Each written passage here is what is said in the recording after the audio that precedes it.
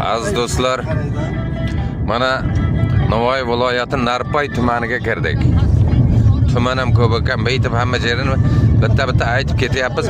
Sizlarning eslaringizda qolsin deb. Sizlar zararlamasin. Sizlar uchun.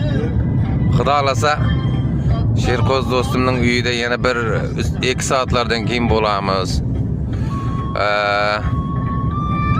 Şu yerda ham endi bir ko'rib ketay Sherqo'z do'stimni. Shundan shoq ekan Sherqo'z do'stimni ko'rmasam xafa bo'lishi ham mumkin. Sog' salomat bo'lingizlar.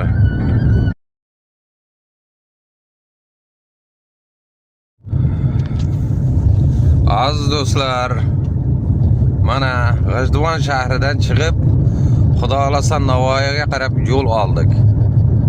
Ziyoratlarimizni Alloh dargohiga qabul qilgan bo'lsin.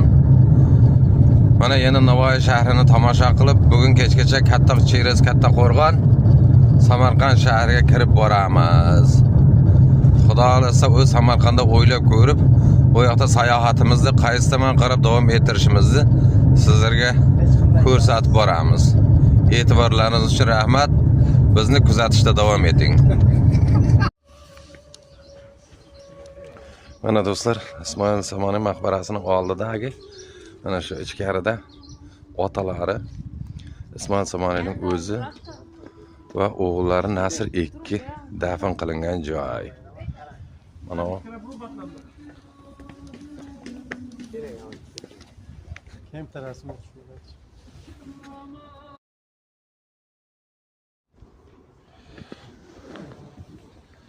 Mana Paşaning mana shu mana tillalar saqlagish saroyi mana shu xazina mana sherlar qo'rg'ini endi joyiga hozir mana ularni qo'yib qo'yib oldim. Mana shu yerlarda bu chekkada ham sher yotgan ekan. Zanjir mana shu eshikga yetmoqchi bo'lganda xiyolim. Bo'lmasa tolab tashlaydi. Podshoning ham maylis o'tkazadigan jeri ekan bu yer. Qarang. Bu Amir Olimxondan ham oldim. Bunga podsholar, Suxon Qulxonlarning mana bu yer mana shu endi chiqib ketyapmiz bu Xon saroyining qishqi joyidan chiqib asta endi sizlarga Ismoil Somoniy maqbarasining oldiga boramiz. Chunki biz Tojikistondan kelganimiz uchun shu Ismoil Somoniyni ham bir ziyorat qilib ketmasak bo'lmaydi.